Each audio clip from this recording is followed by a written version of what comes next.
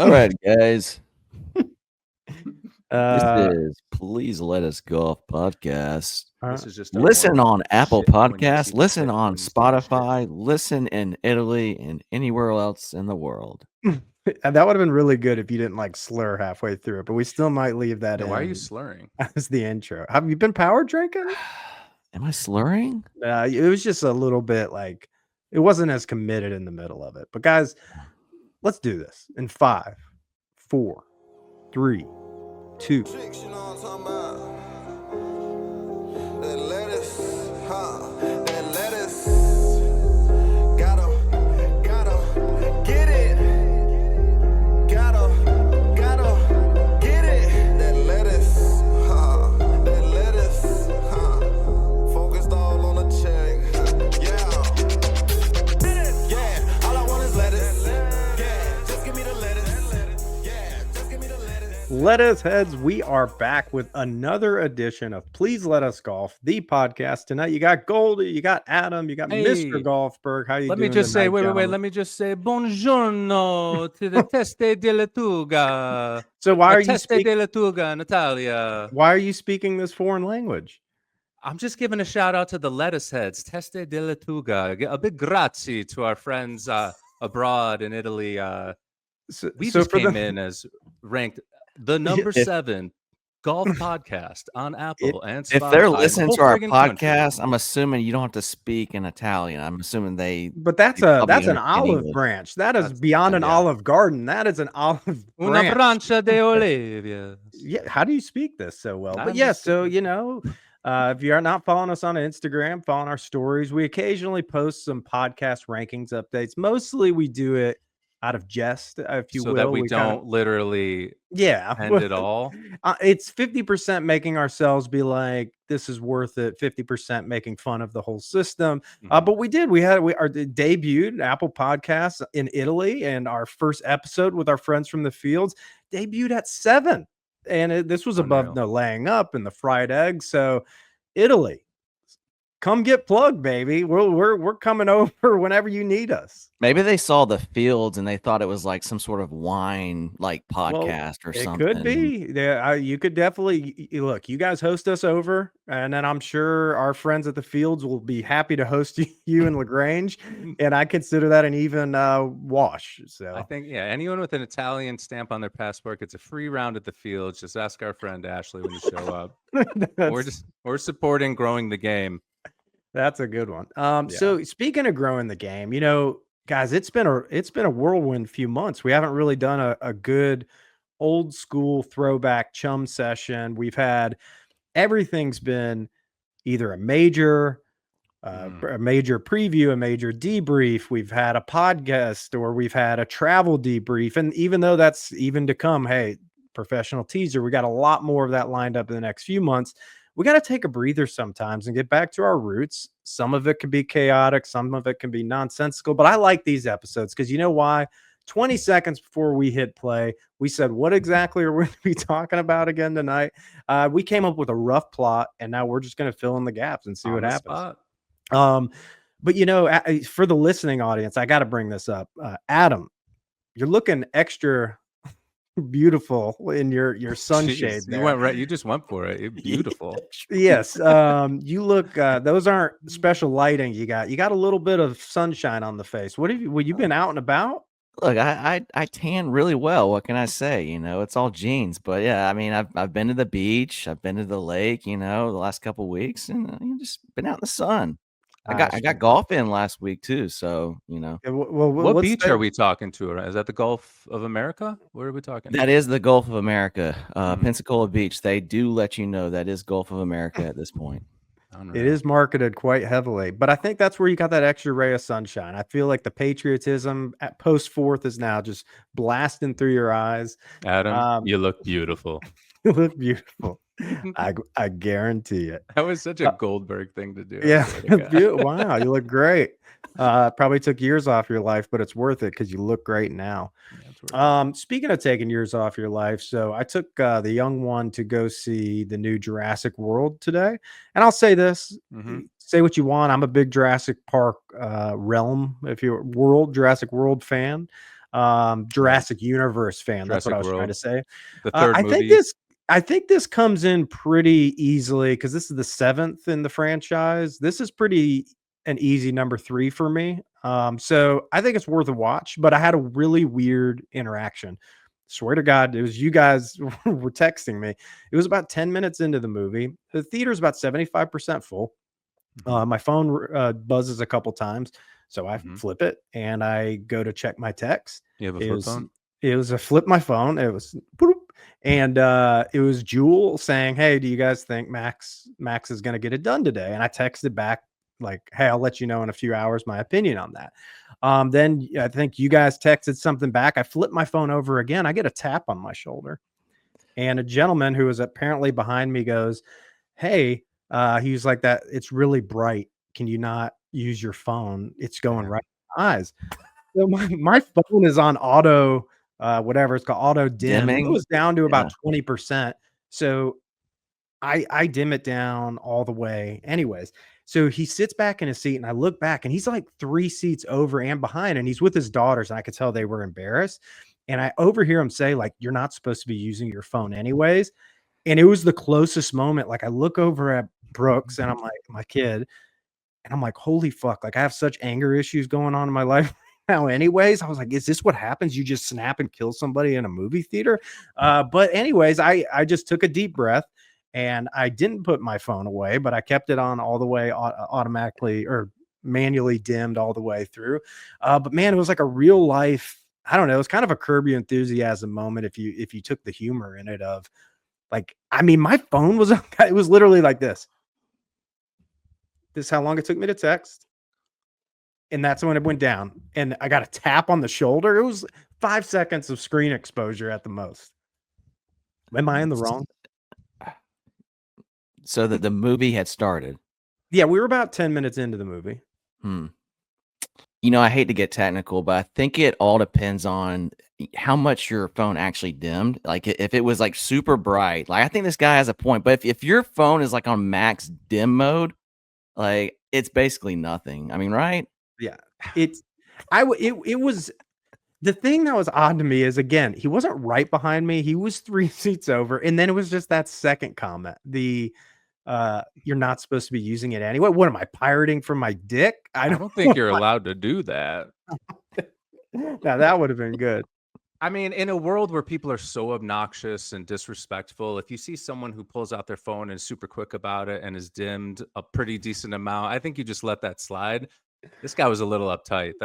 Yeah. Well, it was the speed at which it happened. You know, so Adam, you asked 10 minutes in. If it would be one thing if I was like on my phone for 10 minutes and he's like, all right, hey, that and you might not realize it, but the thing's getting, and he was, I mean, also the guy was polite about it, but tapping somebody, it's so creepy. He touched you? Oh, my shoulder. That's it was harassment. This. I know. Are we sure? Are we sure this wasn't Jewel? Because I know when you're on the golf course, sometimes he tells you to put your phone away because it's like you're constantly getting the content out there. I know. Imagine. Yeah. No comment on that. But Jewel's not here to defend himself, so I won't absolutely take a shot. It really just pisses me off, you know, such a fantastic fan of the Jurassic universe as you, who's just taking his son out, who has a gigantic dinosaur, by the way. Do you have that right next to you? Can you just pull that up easily enough? See, I mean, come on, man. He's just trying to be a good dad out there and what wait, if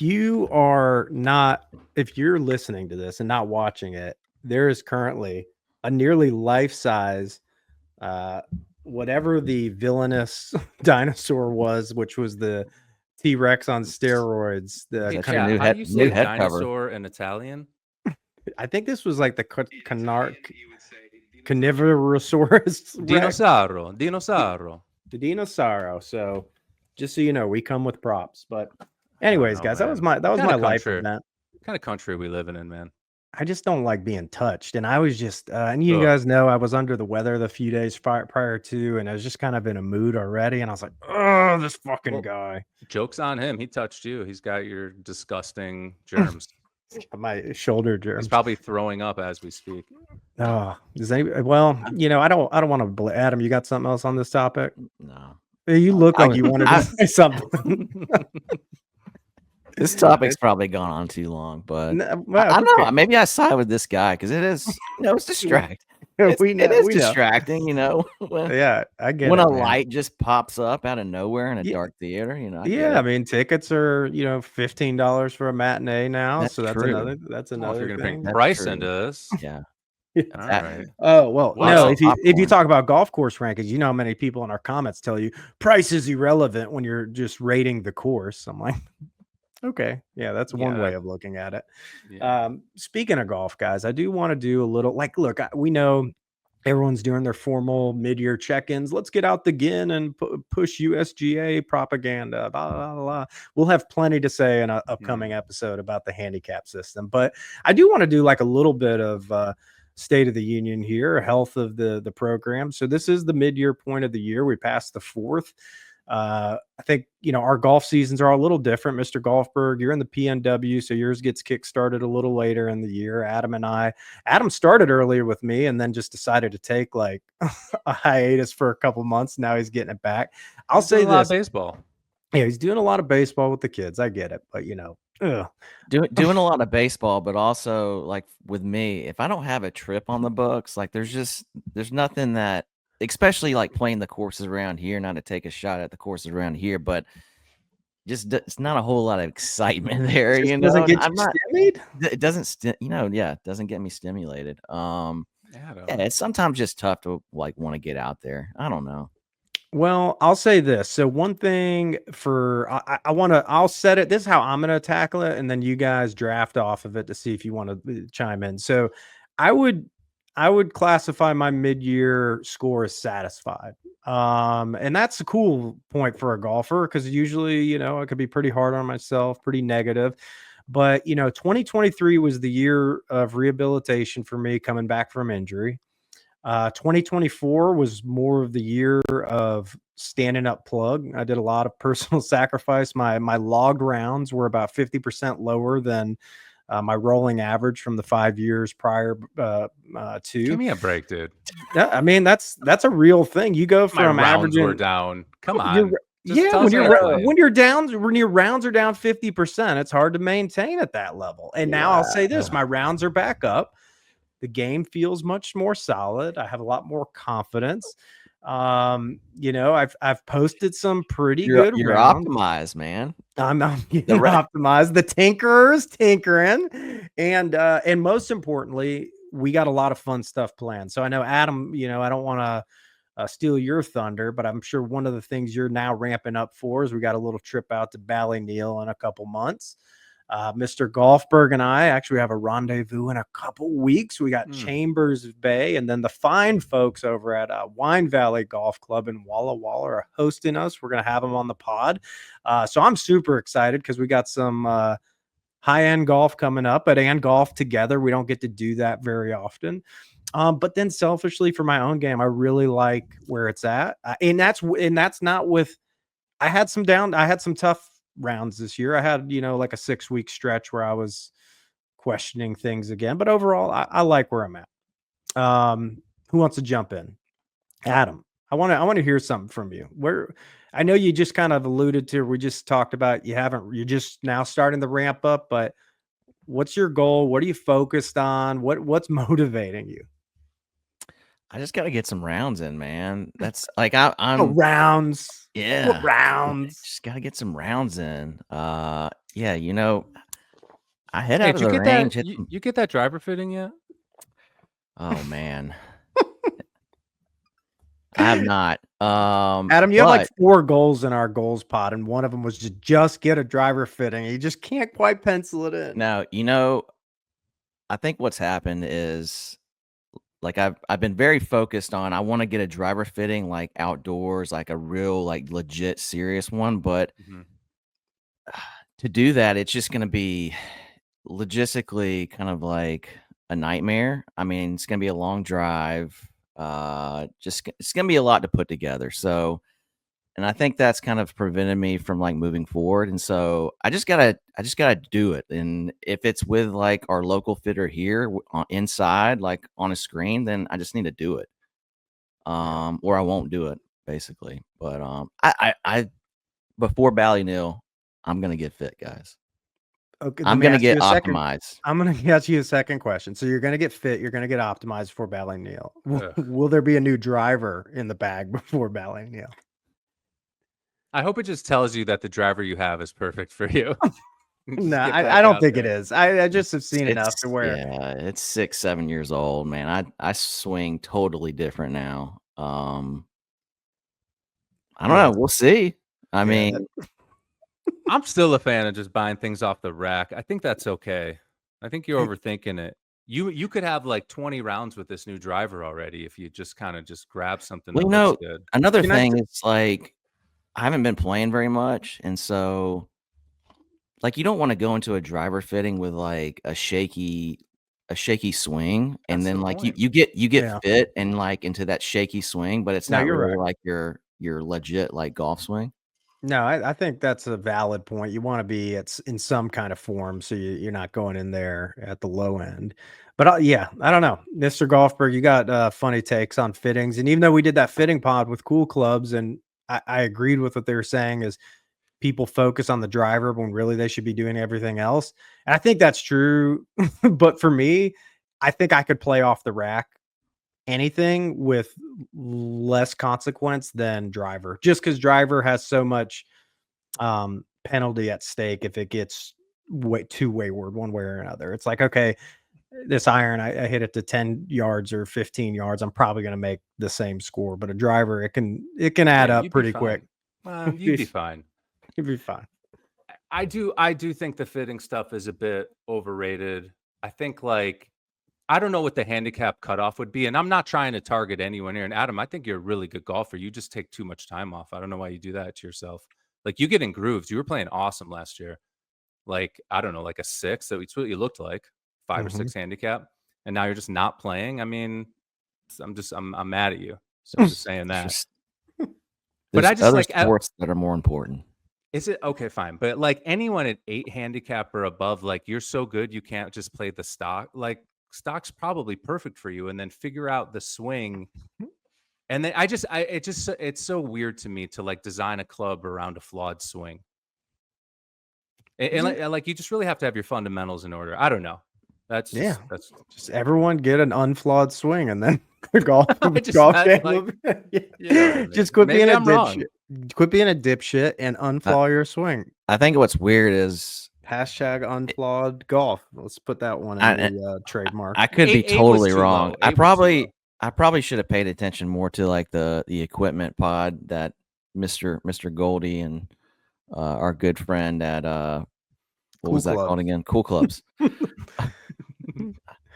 Yeah. But like it's probably like one of those things where if you get fit into like the right shaft, like maybe the club head like itself, like could just be Is completely interchangeable. It just doesn't really matter. It's all about the shaft at this point. yeah, I think it's case by case. For me, it's the shaft has been a little bit more important because it has so much to do with face angle and where I feel. So I've experimented this year and I went to a lighter shaft and it was cool at first. And then the left side of the golf course came into play and it ain't cool anymore. But we got a new shaft on the way. The tinkerer will keep tinkering. Yeah, I take it back. Fitting's probably the right thing to do. I don't know what I'm talking about. I'm Yeah, just don't mad take that it. you're getting in your own way. You know what No, I mean? Yeah, that's golf. Yeah, that is So Mr. golf. Golfer, give us a state of the game. How are you feeling? What have we done? What are we gearing up for? Even though I've had an epic round this year, a nice underpower around on a cool, top 100 course, I'm still definitely searching. I've instituted a new sort of setup, which is change my distances, which means I'm thinking way too hard on the course now, which is affecting things. But that's all right. I feel good about it. I get lots of chances to play and practice, and it's just good. The weather's good right now. Yeah, So, I've gotten more you actually golfing updates this year than I remember probably ever at this point in the year. man, Saw that country club. club living, dude. It's like we're in a good spot. We're in a good spot. I'm very grateful. what's It's a going cool. on with the mini driver? The mini driver's great. Part of the problem is I've been so focused on irons and wedges, I've kind of neglected to practice my tee game. And my course is fucking brutal. It's definitely one of the toughest courses in Washington. The rating from the back tees, which the back tees, which like shouldn't even be there, is like a 76. I mean, the course is tough. I think the slope from where I play is like 140. So you just have to be dialed in and not experimenting. And I'm going out there like trying things like that's not going to work out there. But yeah, the mini driver is awesome. As a matter of fact, I think I'm taking the big driver out. I'm adjusting the loft down on the mini, and I've got my 3-wood back in the bag, lofted up a little. I'm hitting it 6. So yeah, just we're doing things. No driver. No, so I'm only mini. I was going 2 drivers, right? So I'm just going mini driver now. Okay. So yeah, Okay. just mini. No big boy. Okay. No, I think he's out because I'm smoking this thing. It's fine. I value getting in fairways more than just that opportunity to hit it like 320 every once in a while. Yeah, maybe I go get fit for a mini driver. Maybe that's what I need to do. No, you got to get those off the rack because it's like the special shaft. It's just the burner bubble shaft in new form.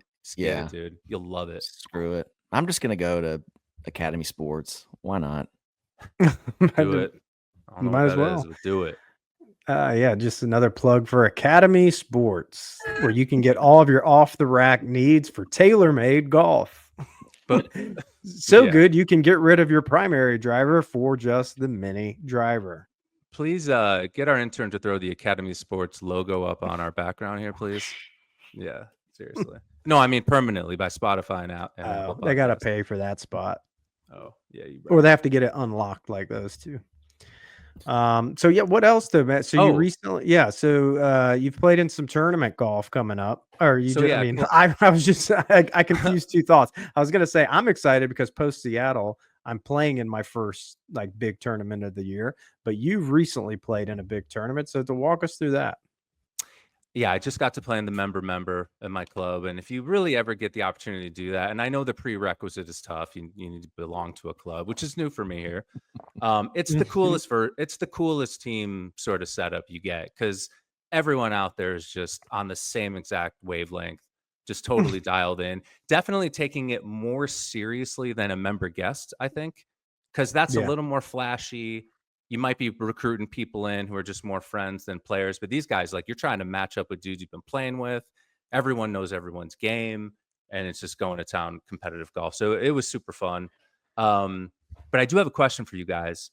Have you ever almost died in a golf tournament?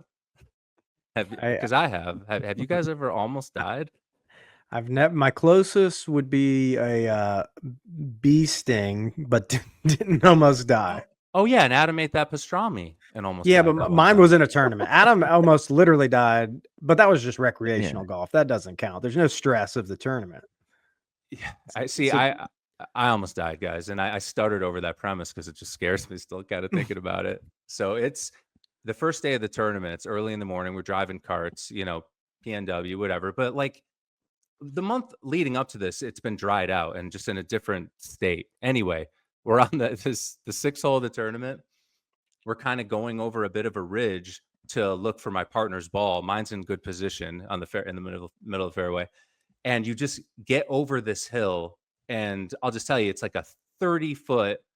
It's about 30 feet from the top of the hill to the bottom where you go over a ditch into these trees. And the second we crested, it was like, oh shit, we just start hydroplaning.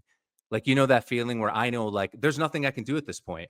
I like kind of I don't grab the wheel. I'm like hitting the wheel just to kind of keep it straight because it's trying to spin out. I know if I hit the brakes, we spin, flip. I mean, we're on an incline like this. What would that? It's not 45 degrees, but it was steep. And if you hit the brakes, you spin, you flip. And it was like, I don't know if the thing took 3 seconds, but my partner Tom and I, it was like a minute. And I'm just like, oh no, like shit, I don't really know what to do. Like, what's going on? At a certain point, he's like, I'm bailing, jumps out. So then I jump out. He jumps out right. I jump out left, land on my knees. Like, I'm trying to be athletic, but it's just like shit. And the thing just flies off this bank. It was like a 4-foot drop too. Boom, down, spins around, crashes into these trees. Like, thank God it didn't flip. Like, the clubs were totally fine. But thank God the clubs were totally fine. I know. The mini driver was okay. See, I processed a lot since this point, and that's one thing I've realized. Like, thank God that that would have been such a fucking disappointment. What do you even do? Yeah. Or you just walk off the tournament, just like casualty of war. Like, it's like the worst case scenario. And honestly, what I've realized is that was the best case scenario that could have happened. I've dealt with roads like this in Michigan. Like, you'll be in a car and you just start hydroplaning, and there's nothing you can do until the road, like, somehow your tire grabs that tread again. It wasn't happening in this, and we were able to jump out. He took a pretty decent wound to his shin. My partner, he's limping for a couple holes, but he's all right. I had just mud all down the side of my pants. And it's a par 5.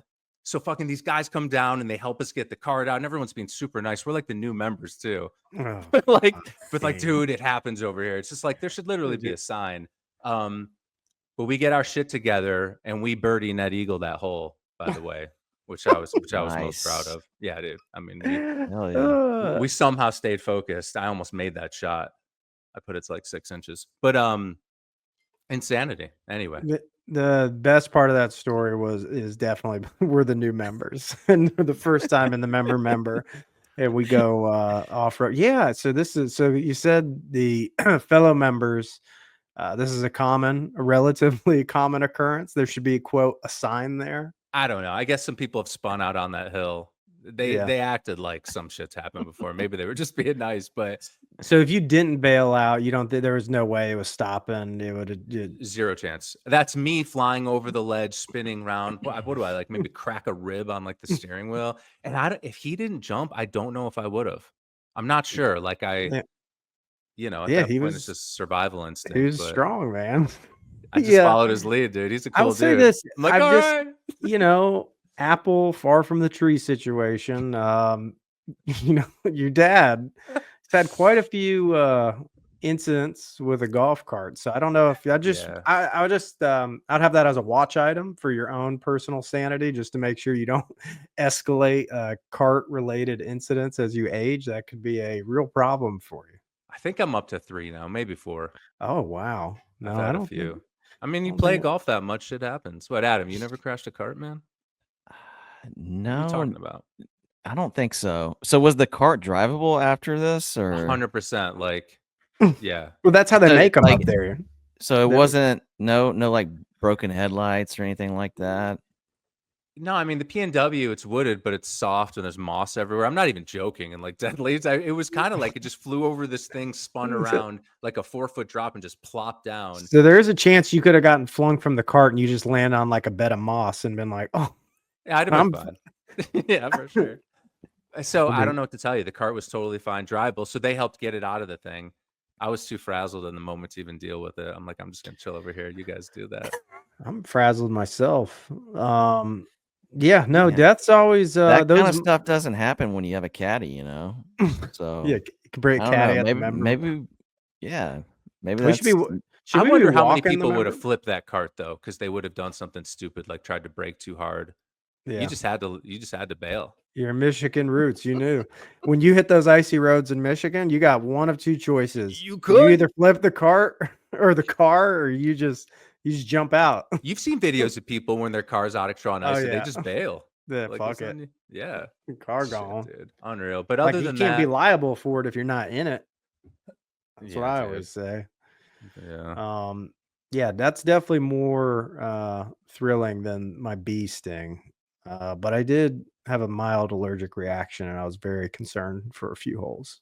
I had somebody bring me out Benadryl on the golf course. But really?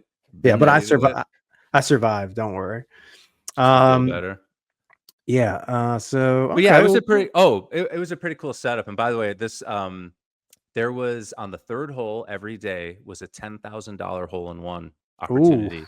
And it's usually a really tough 190 yards, and they had it up to 150. Oh, so that made it like to where someone legit could. The whole field had a chance for sure. And people are in good shots, good, and they're 10 feet, 12 feet. No, I don't know if anyone got close enough. But as we're driving up, I thought Tom, as my partner, had alluded to the fact like, oh man, if we got that'd be a great, $10,000 for the team or something like that. And I go, hey Tom, listen, man, if you make this, that's your money. you're keeping that 10 grand. No, because what I'm really saying is if I make it, that 10 grand's mine, dude. Like this is where the team game stops and the individual play begins. It's pretty messed up. One of you guys didn't make it, so we couldn't have brushed off that hotly debated topic. But yeah, go check out that previous podcast where that was a listener submitted question. But yeah, that's a tough one. Yeah, for sure. That was funny as hell. My only other sort of note too, before we get into the next thing, is like you get in these tournaments, man, and they're like a couple days, and usually it's like 5 different sessions. There are so many ups and downs. I keep learning the same lesson every tournament. Just never stop grinding. Like never stop caring ever.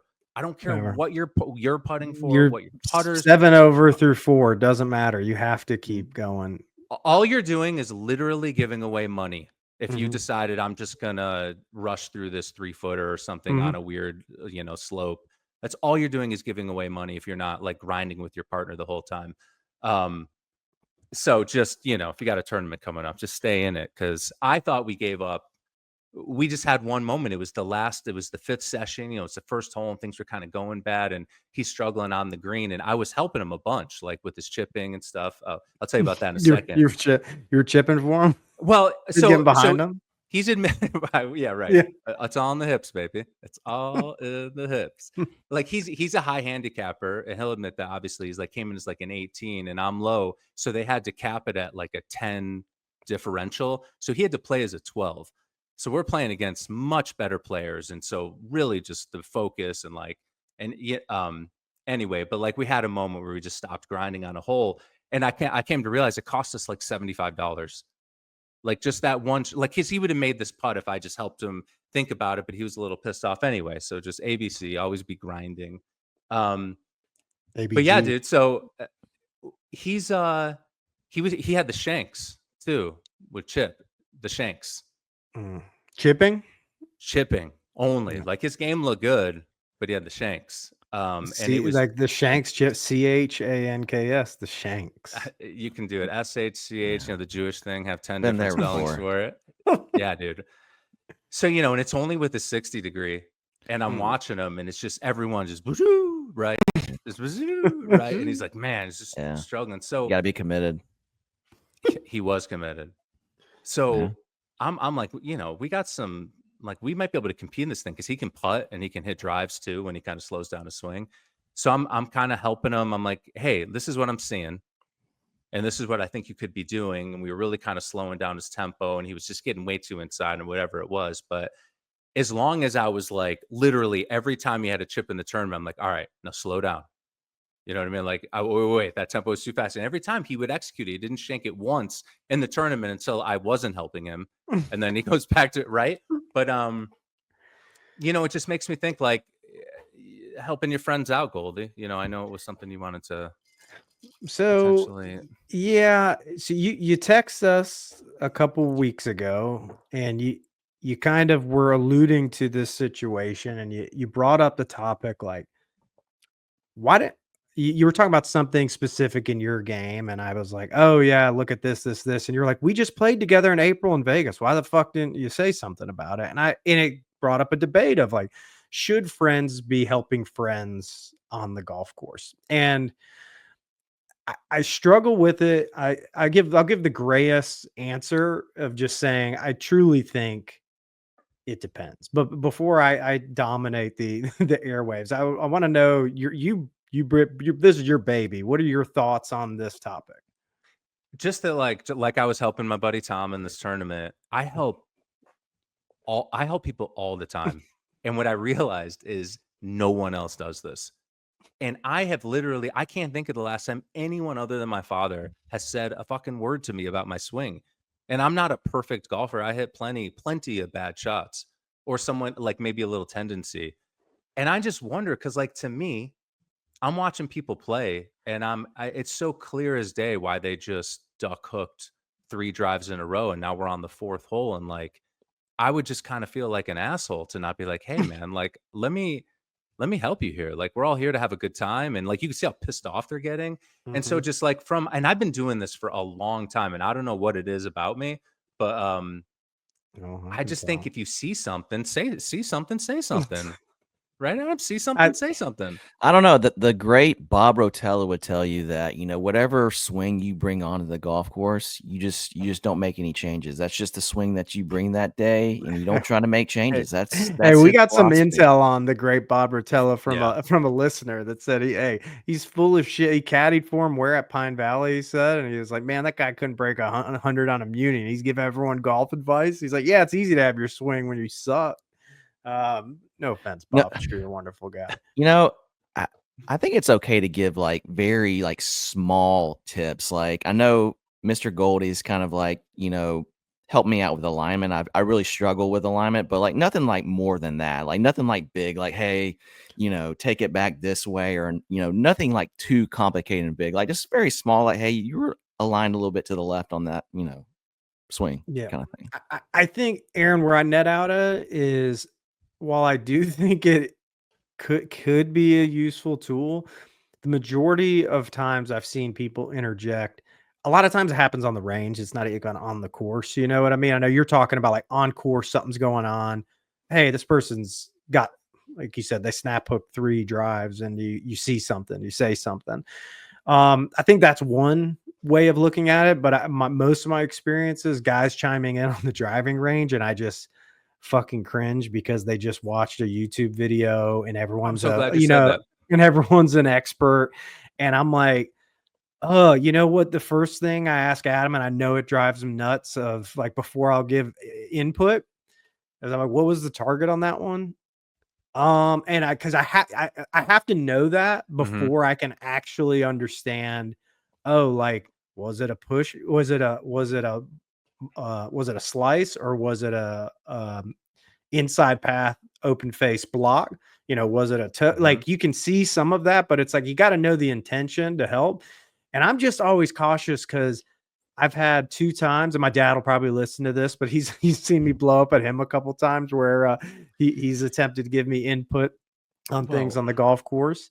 But not just that, like, I've had other players I play with that I'm like, I think there's just a way you have to do it. So maybe you're good at it. Maybe you Maybe can I'm educate not. the folks, but no, but maybe your a way you approach it is acceptable to people. And other people, it might come off as a little like, who the fuck do you think you are telling me about my golf Well, game? I wish there were more people doing it. I don't even know who to compare it against, and maybe the people I do it are get annoyed. I mean, it's possible, Yeah, but it's, I think, to Adam's point, the fine line to me is, what are you trying to address? Because, also, by like, the way, the you father-son picked go up back on s oh, go go ahead. you picked up on something on me in Vegas when I was struggling with some toe strikes with the driver, and you did give me like, hey, look at this right here, Dude, and not then pick no, let's just break that down really quick. When you picked mm, up on something, I watched you not hook, but, like yeah, what would you well, describe it? they Pull were they were toe strikes and pulls. So I so mean, yeah, it was toe pulls with your driver, and you must have done 4 in a row, and I saw it on the second one, and then I confirmed it, and then I go to another angle because it's you, and I'm like, mhm, "Holy shit, you were setting up, and right before you swing, you just close the face." yeah. And then you took off, and they're all just going in that exact direction, and I'm like, "I had to tell you," and I think you responded okay, and No, then I you processed it, and then, like, a hole later, at least you were like, "Oh, yeah, that's 100% what's happening here, like, that's but crazy." it's, for me, it was hard. Like, so after that round, or before our next round, we went to the range and I worked on it, and then the next round I hit it well. Now, but what I'll say is, it was a deeper issue than that, but that Band-Aid definitely got me at least to have functional fun golf for the Yeah, rest of the trip. you were closing the face because, your Something. dad back Yeah. when you were a little Yeah, kid, because my dad, when I was little, he said, "Hey, never keep that face open, boy." I know there's always That deeper never wounds. I'm just that trying never to happened. help you get through the round. But like I've got tons of examples like that. My buddy Gavin, who's a low single digit handicapper, he's hitting these wedges and I can just see him getting stuck. And he's so far inside. And I only played with him a couple times at this point, but I'm like, hey buddy, like clearly, however I put it. And he's like, yeah, you're right. So I kind of want to be, but maybe that is too exaggerated. And the next one just hits you pure. And then he's back to playing great again. I'm like, look at me. Look at Yeah. you. Look at all of us. Like, isn't this what it's all about? Helping each other out. Like I the game's just hard enough. If you've got something to say, and maybe it's because it's only for certain. I don't know. I see the swing. Like you can just see what's going on. I don't know. I don't know. Are you guys not seeing the golf like the Matrix like I do? It's all just like I'll say this. I play with a lot of really good players. Like most of the people in our groups are, 3 handicap to plus threes and a lot of scratcher better players, but everyone's got their thing, right? Like they're that good of a player. Yeah, overall they're pretty good at everything, but most people have one or two things they're really, really, really good at, and one or two things you're like, oh, everyone's, oh, if I hit it as far as that guy, I would be this, or if I could hit an iron like this, or if I wedged it like that, or putted it like that. But that's just how golf is for everyone except probably Scotty Scheffler. But I find myself wanting to with some of these guys so much for shots inside of 120 yards to just be, it makes me lose my mind. I'm like, why do you why do you hit the shots this way? Why do you do that? You're never going to be good. Why do you putt this way? But I just don't think most golfers want to hear it while they're playing. I think that is the issue. Maybe if you get them after the round and like, hey, I want to help you with something, and you actually do it from that perspective, I think mid round people might view it as like you're trying to alpha them. Well, I think I just do that accidentally. What, Adam? Are you gonna say something? No, I mean, I agree. I think it is just like it's a case by case basis, and it just depends on the person. Like some people, like I think welcome it. It's probably more the higher handicaps probably welcome it, where the lower handicaps that Mr. Goldy's talking about, I could see where it's like, dude, like I'm a scratch or I'm a one, like what I'm like I know what I'm doing kind of thing. Yeah, people have such egos. I would love it if you ever were like, hey, dude, just like what's going on here? Just think about this thing. Who gives a shit mid round? Like, what do we do? We're not. I mean, I guess you guys are betting too much money where it's just too much. That maybe that's a little different. If you're definitely betting against people, I guess that I'm thinking more friends. Yeah, maybe that. And the people, most of the people I play with aren't at that level. But regardless, anyway. And then sometimes I wonder if like, yeah, I don't think I have a lot of wisdom to give on the full swing outside of basic fundamentals. But yeah, I do think I have a lot of wisdom inside of 120 yards, and I'm almost like, man, does anyone deserve this? Like, it's I've worked hard, and it's a gift. So like, maybe you don't deserve to unlock it. You get to hit full speed, high floaty wedges. You know what it is? 35 feet. It is an alpha thing, but it's like a different kind of alpha thing. Because you're right. I do it to people I'm not threatened by, and you I'm not threatened by, even though you're super super good. It's still just different because you're my cousin. But yeah, you're right. If I was playing with like scratch golfers, fuck them. Like if there's blood is thicker than bogeys. Blood is thicker than bogeys. That's sick. But yeah, everyone, and that's funny. The first time I ever did this, by the way, true story. I was a freshman in high school trying out for the golf team, and there was a senior. His name was Raj.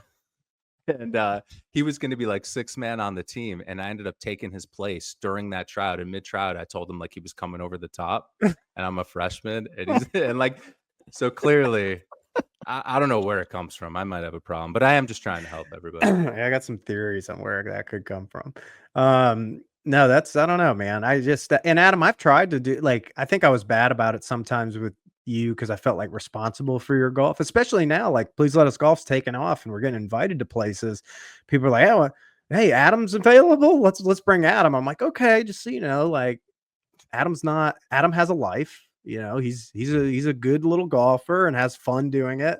Don't expect him to come out here and bet 20 and 20 and shoot 74 on his own ball. Let's have a fun, fair game. But no, I try to, because like I do think there's something to be said of like, you don't want to fucking give somebody wholesale like, oh yeah, Juice, do this. But yeah, if there's something you can identify in the round, like Adam talked about a lot of times, his is alignment and ball position. If he hits the mega ball right, his ball position just creeps further and further up in his stance, and before you know it, 2 holes later, it gets like in front of his left foot. And it's just a mental thing. He's not consciously doing it, but I've just noted that's what he does. So I'll just give him I was like, hey, yeah, let's get that thing inch back. And then he usually hits that one bad. And then the next 3 he pipes, and he's like, I fucking figured it out. And then I'm like, when are we going to get a driver fitting? And then the cycle starts itself back over. So it's a beautiful thing. Yeah. I love that story. I want to hear more stories like that. I know. I'd rather just pipe every single ball, but I don't know. Maybe that's just me. Yeah, I got a a friend of the program who actually linked us up with a upcoming podcast. I don't know if he wants his name doxed, but he would know if he's listening. This happened. We were playing. It was actually, I think it was a practice round before a tournament. I wasn't playing with them. And I had some tee stuff going on. It wasn't a good situation that round, but I had been playing really good going up. So I wasn't worried about it, but I was frustrated of what was going on in that round. And it was like the 12th or 13th hole. And he gave me that unsolicited input. Oh. And it was like the first time I had to apologize. Like I felt like I blew up. And I was like, nobody fucking asked you for your input on any of this, so you can shut the fuck up. And Who I did was you like, say that to? To a friend of the program. Come on, lettuce heads. But it was one of those things like, you know, you had that post nut clarity. Like the second I got to the card, I was like, God damn it.